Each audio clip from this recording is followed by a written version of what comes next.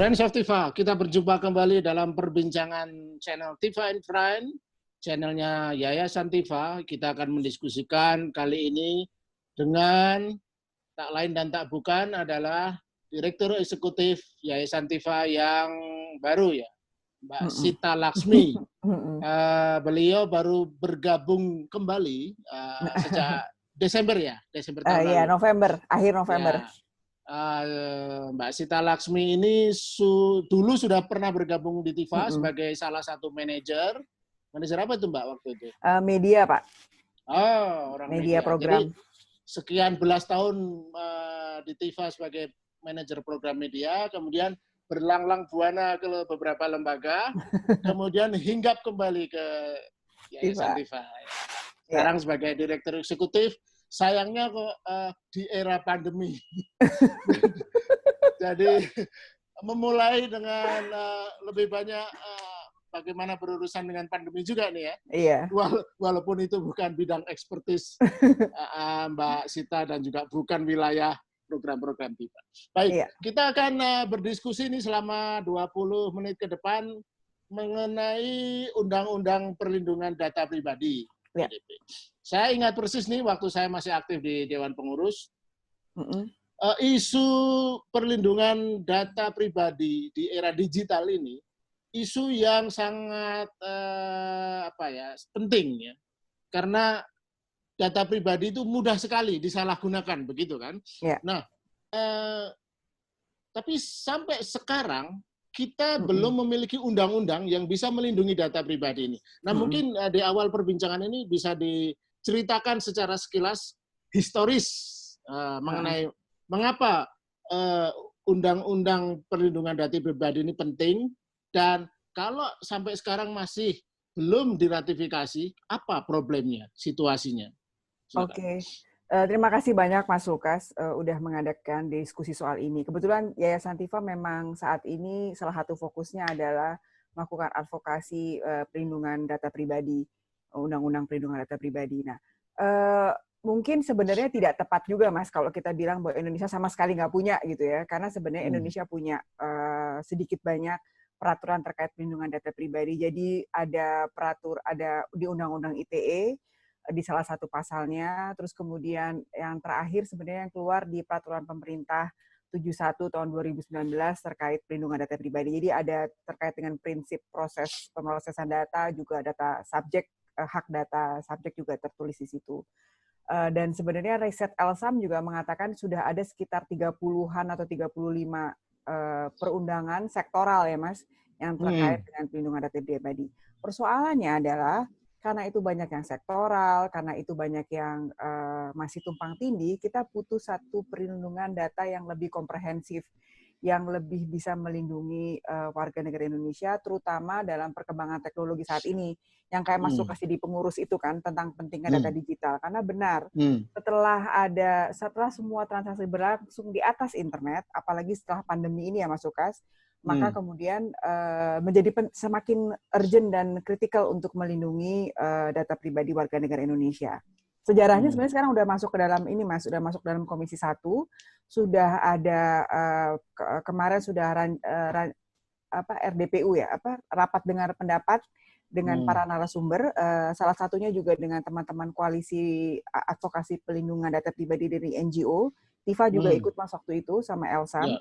Jadi kami sudah memberikan daftar inventarisasi masalah terkait dengan RUU PDP kepada Komisi 1. Sekarang lagi reses, tapi banyak ada diskusi informal yang dilakukan dengan teman-teman anggota Komisi 1 ataupun tenaga ahlinya.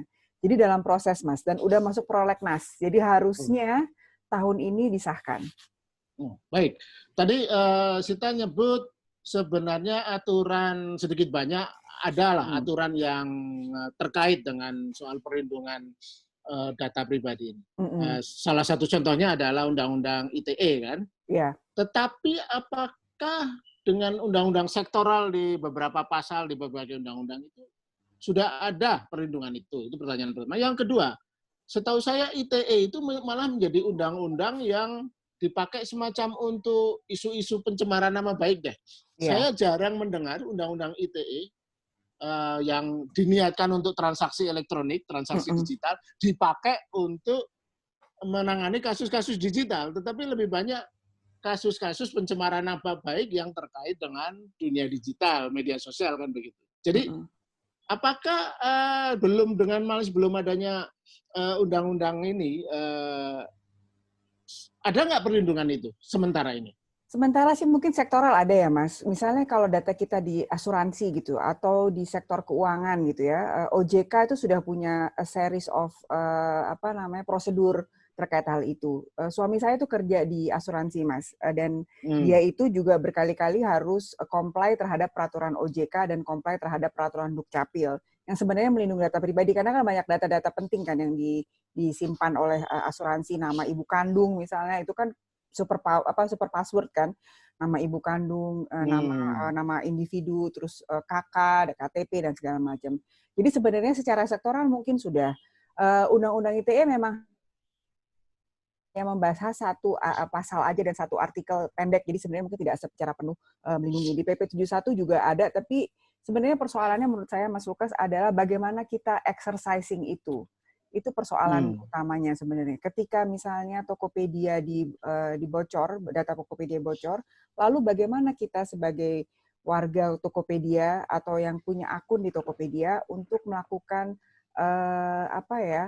pembelaan diri atau minta ganti rugi kalau minta ganti ruginya itu gimana? Nah, proses itu tuh yang sebenarnya mungkin itu belum ada Mas Lukas dan itu sulit. Jadi either itu kita mesti class action, which is itu sebenarnya susah kan, atau bagaimana. Nah, dalam rancangan Undang-Undang Pelindungan Data Pribadi ini, Mas Lukas, di yang versi Indonesia saat ini, itu tuh diketahui ada beberapa hak dari data subjek. Dan kalau misalnya kita ada kebocoran gitu, kita bisa komplain dan mereka juga harus segera merespon ke kita. Jadi itu ada dalam undang-undang. Jadi kita minta, terus mereka langsung jawab gitu ya. Itu salah satunya ada. Sebenarnya persoalannya menurut saya karena ini sangat teknikal dan kadang-kadang orang juga nggak tahu kok datanya dicuri ya. Itu adalah bagaimana menginformasikan orang-orang ini gitu agar aman. Ya itu simpelnya bagi masyarakat umum adalah tiba-tiba WA kita dikirimi tawaran-tawaran apa? Betul. Ya itu kan itu aspeknya yang harus. Iya betul. Nah pertanyaannya bagaimana kita masyarakat yang merasa terganggu itu tiba-tiba diteleponin, ditawarin asuransi atau macam-macam bisa mempersoalkan itu secara hukum misalnya. Iya, kalau ada undang-undang perlindungan data pribadi kan harapannya itu bisa dijawab, Mas. Gitu. Karena kan kemudian karena semua entitas yang berbadan hukum di Indonesia atau punya berakibat hukum di Indonesia, kalau menurut RUU PDP ya, itu harus memberitahukan menginformasikan kepada subjek data atau kepada individu warga negara Indonesia terkait kebocoran-kebocoran itu. Nah, itu sih sebenarnya. Jadi kalau ada perundangan harapannya kita itu bisa segera melakukannya. Tapi persoalannya Mas Lukas dalam RUU ini ya, kalau buat Tifa, setelah kami pelajari RUU ini, jadi yang tadi Mas Lukas bilang, gimana kayaknya kita tahu gitu ya, sebenarnya dalam prinsip proses data gitu, itu ada prinsipnya Mas. Jadi misalnya yang pertama, kita harus tahu itu kenapa, landasan hukumnya apa, legitimasinya apa. Jadi kalau di asuransi itu kan ada kontrak ya Mas, kita akan kontrak. Jadi memang by that time, ya ketika tanda kontrak, maka kita kasih informasi kita. Karena kalau kita nggak ngasih data itu, kita nggak akan bisa diproses debat asuransinya. Terus yang kedua, harus dikasih juga soal tujuannya apa, tujuannya memproses data itu apa. Yang ketiga, data minimalisasi. Jadi kalau tujuannya adalah untuk ngirimin SMS atau untuk ngirimin WA atau untuk ngirimin email, maka sebenarnya nggak perlu alamat rumah. Jadi kalau kita mau ngirim kita ke direct marketing gitu dan dia mau ngirimin kita brosurnya dan kita mau dikirimin brosurnya lewat email, maka kita cukup ngasih alamat email aja. Kita nggak perlu ngasih handphone, kita nggak perlu ngasih nomor telepon. Itu namanya purpose limitation dan data minimization. Itu sebenarnya lebih aspek kesadaran masyarakatnya ya. Dan si data subjek, si data controller juga atau pengendali data Mas. Karena kalau berdasarkan undang-undang dia harus ngasih tahu ke kita Mas. Jadi misalnya Mas Lukas pergi ke toko lalu beli barang, lalu kemudian si orang itu mau kasih Mas Lukas sebagai membernya gitu ya. Dan dia harus kasih tahu, Mas Lukas, saya hanya akan mau ambil namanya Mas Lukas dan nomor telepon, karena saya akan mengirimkan WA brosur ke Mas Lukas. Saya akan menyimpannya sekian lama, dan saya tidak akan memberikannya ke pihak ketiga. Tadi Mas Lukas bilang kan, kita kan suka dapat WA-WA ngaco dari sambungan itu karena data kita disebarluaskan dengan seenaknya dengan si data pengendali data. Atau Orang-orang yang malah sudah punya data. diperjualbelikan. Saya pernah dengar tuh. Betul, Ya, dan itu di Indonesia praktek yang biasa. Jadi itu namanya diberikan kepada pihak ketiga. Nah, itu kan sebenarnya nggak boleh. Kalau misalnya Tifa ya Mas ya, kita kan kita memproses data kan Tifa, memproses data karyawannya karena karyawan kita simpan semua data pribadinya, ya KK, KTP, ya kan nama anak, segala macam deh gitu ya. Tapi kan kita juga nggak boleh, terus kita ngasih data kita sembarangan ke pihak ketiga gitu. Nama staf-staf Tifa dengan segala macam itu kan itu dilarang sebenarnya, nggak bisa Mas. Itu yang namanya harus jelas disimpan di mana, berapa lama, dan untuk tujuan apa gitu. Itu. Jadi sebenarnya itu prinsip dasar menurut saya yang bukan hanya warga negara yang harus tahu atau masyarakat awam, tapi juga si pengendali data atau si orang-orang yang memproses data. Oke, kalau secara prinsip berarti apakah problem ini mungkin nanti bisa dikomparasikan dengan praktek di negara-negara maju ya?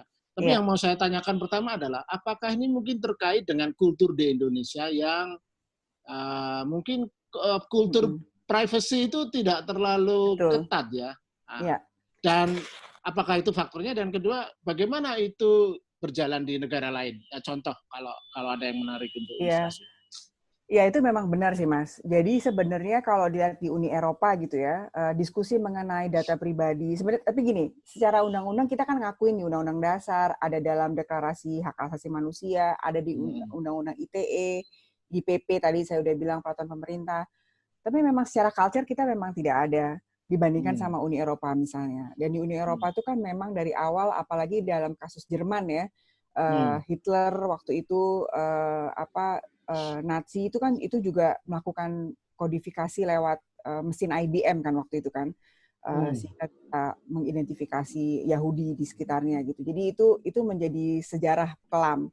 Dan di Uni Eropa memang diskusinya sudah sejak pertengahan 90-an, Mas, sudah ada direction-nya dari Komisi Eropa terkait hal itu.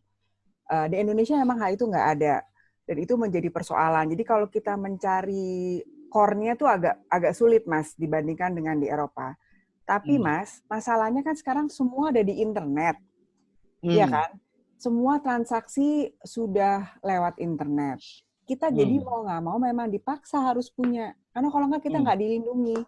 Jadi mungkin ini beberapa orang bilang ini sebenarnya perlindungan data pribadi itu seperti suntikan perundangan dari kelompok barat kepada timur. Mungkin ada benarnya juga karena itu kita nggak biasa. Kesannya seperti itu ya. Kesannya seperti ada yang bilang kayak gitu.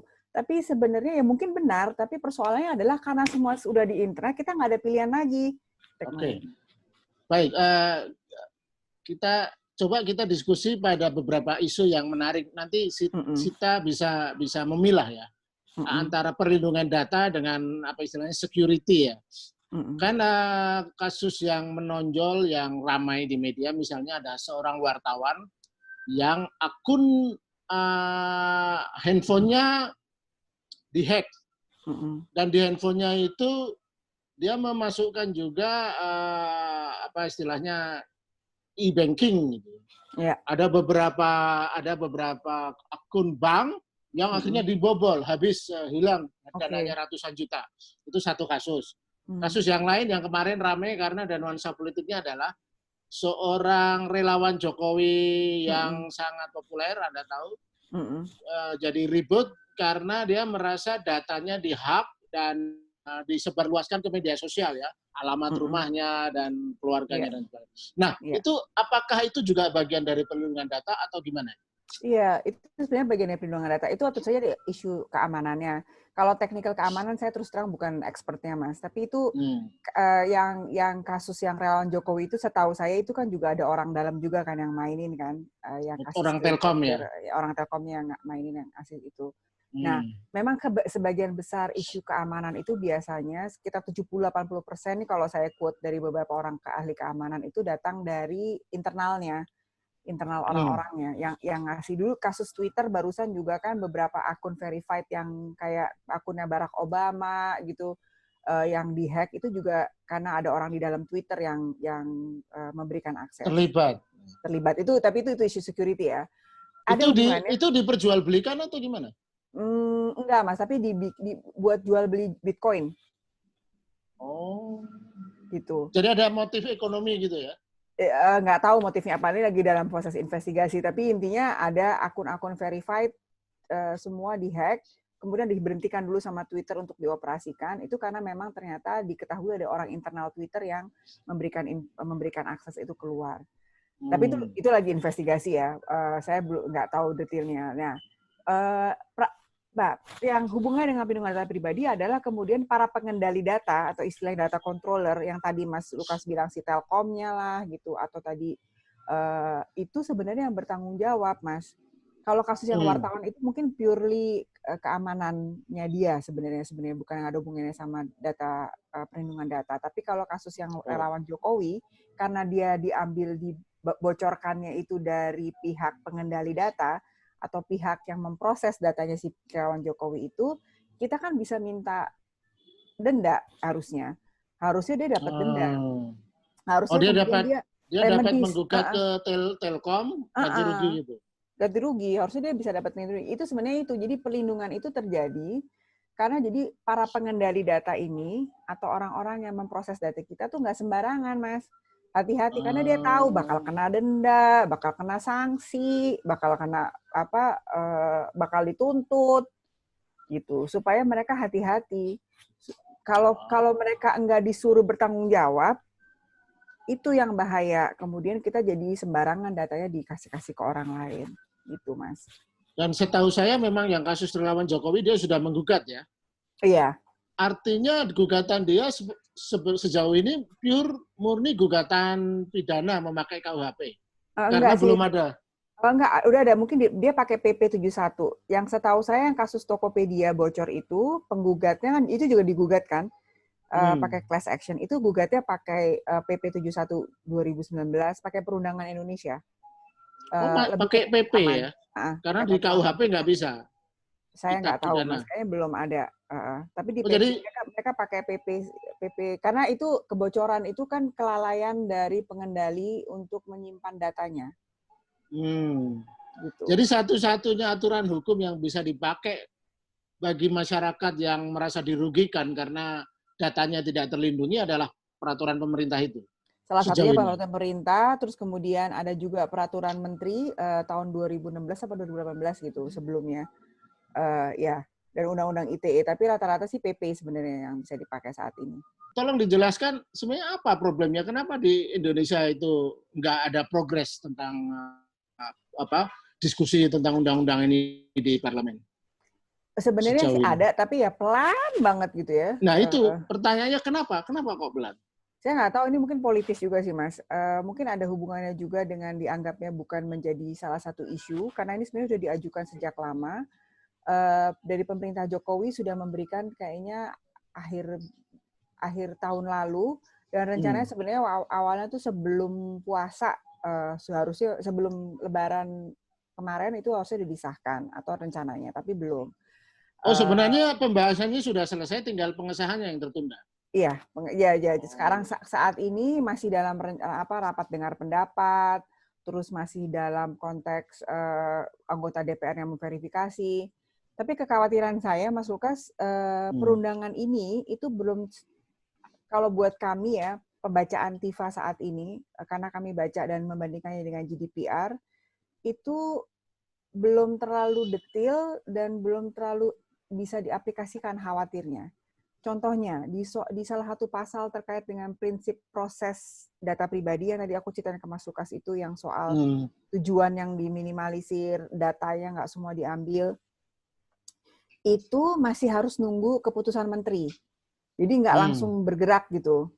Jadi kayaknya saya khawatirnya sih ada ruang vakum nanti begitu perundangan ini jalan, terus udah gitu nggak ada otoritasnya yang dipilih untuk melakukan enforcement, terus kemudian nggak jalan. Nah, salah satu GDPR tuh Mas ceritanya, atau General yang di EU itu ceritanya tuh sebenarnya direction itu udah lama kan, direktif itu udah lama dari pertengahan 90-an. Tapi nggak jadi-jadi sampai lama, atau orang pada nggak comply karena nggak ada denda. Terus pada bete lah itu orang-orang di komisi gitu kayak, atau di orang-orang para pengambil keputusan, lalu mereka bikin General Data Protection Regulation yang memang ngasih denda supaya berjalan gitu loh. Karena kalau nggak didenda ya orang ya santai aja. Oh oke, kita tahu kita harus melindungi, oke kita itu, tapi nggak harus, belum tentu menjalani. Isu yang lain, saya dengar isu lainnya adalah karena kan untuk, nggak tahu ini ada kaitannya dengan pandemi nggak, ada penghematan anggaran macam-macam. Kalau undang-undang itu disahkan perlu ada otoritas kan, semacam komisi khusus. Nah itu gimana itu? Sejauh mana otoritasnya, dan satu kewenangan otoritasnya, dan kemudian kompetensinya gimana nih? Orang yang misalnya layak menjadi di komisi yang punya otoritas dalam perlindungan data itu gimana? Oke, jadi dalam peraturan yang sekarang Mas, itu nggak ada Mas, otoritas. Nggak ada otoritas. Jadi di dalam RUU sekarang itu emang diberikan kepada kementerian, dan kemungkinan itu Kementerian Kominfo. Nah, persoalannya sebenarnya menurut saya menjadi berat karena bagaimana kalau di level kementerian tingkat independensinya itu agak sulit sebenarnya.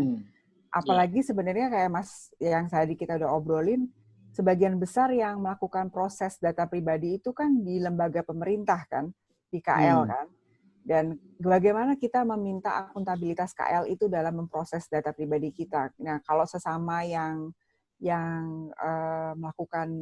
melakukan monitoring itu juga nggak independen.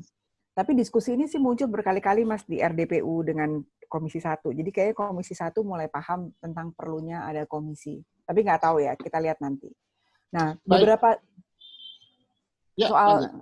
beberapa tanggung jawab otoritas misalnya bikin audit Mas, memberikan audit untuk kepatuhan atau investigasi kalau ada kasus. Jadi melakukan investigasi yang terstruktur. Juga memberikan denda apabila diperlukan atau sanksi ya apabila diperlukan. Terus kayak gitu menindaklanjuti kalau ada keluhan dari subjek data.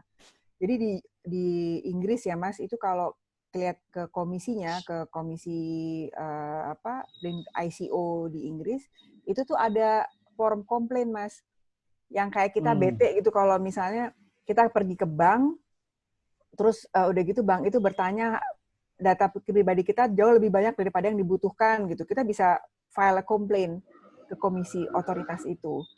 Jadi jelas gitu. Itu salah satunya. Jadi menindaklanjuti apabila ada keluhan dari subjek data. Terus dia juga memberikan nasihat kepada pengendali data pribadi. Dia juga melakukan membangun kesadaran publik, karena kayak Mas Lukas tadi bilang mungkin nggak semua orang paham soal privasi. Dia juga perlu memberikan membangun kesadaran publik, dan dia sosialisasi untuk sosialisasi untuk kenapa penting. Dan sebenarnya yang banyak terjadi sih, yang pemahaman kami atau pembacaan saya adalah banyak guidelines Mas yang keluar, banyak guidelines apa sih, peraturan petunjuk yang keluar, karena sebenarnya ini kan teknologi berkembang terus Mas Lukas, dan kadang-kadang sebenarnya berat menjalankan pelindungan data pribadi itu nggak mudah.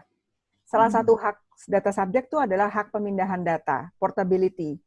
Jadi misalnya kita di fitness A, kita mau pindah ke fitness B, kita tuh boleh minta kopian kita apabila dimungkinkan dari fitness A untuk pindah ke fitness B. Gitu. Itu kan secara ide bagus ya, normatif bagus, tapi secara praktek itu kan sulit kan sebenarnya kan. Belum tentu nih bisa saling bicara, interoperability-nya belum tentu.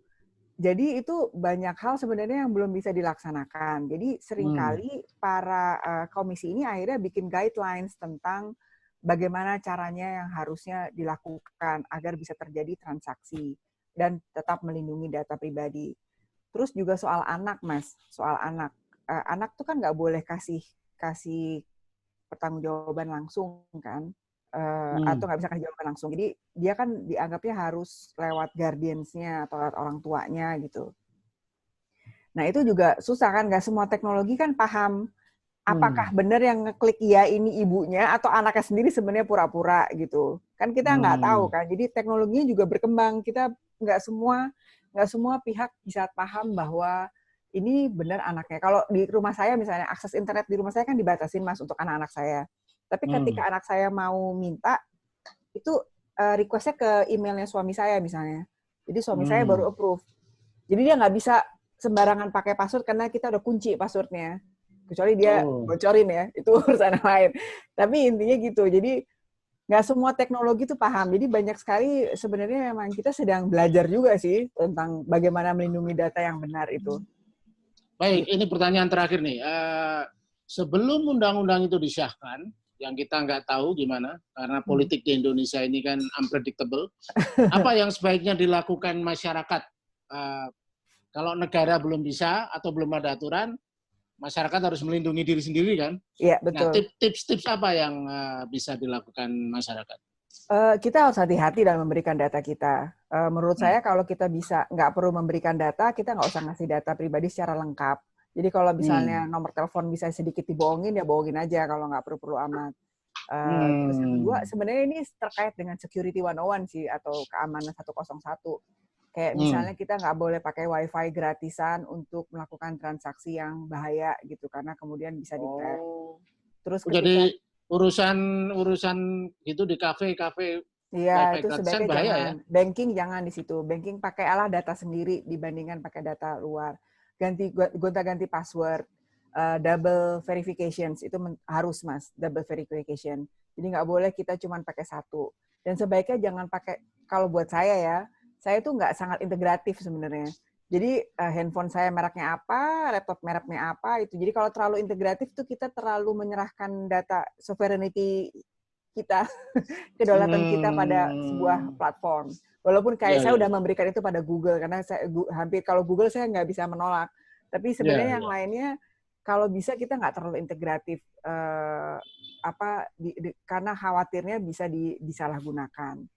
Terus kalau saya sih, kalau ngasih nomor telepon, itu nggak biasanya sering saya bohongin. Kalau nggak berhubungan dengan hidup dan mati, saya nggak ngasih nomor telepon yang beneran. Oke, baik, terima kasih. Jadi kita harus hati-hati juga, jangan semuanya dipasrah kepada Google yang maha kuasa ya. Baik, terima kasih Mbak Sita. Kita mungkin akan berbincang di lain kesempatan nanti kalau undang-undang itu disahkan, kita pengen tahu bagaimana implementasinya. Friends of Tiva, demikian perbincangan kita kali ini. Kita akan lanjutkan dalam perbincangan di lain waktu dengan tema-tema dan narasumber yang lain. Salam. Nah, terima kasih banyak.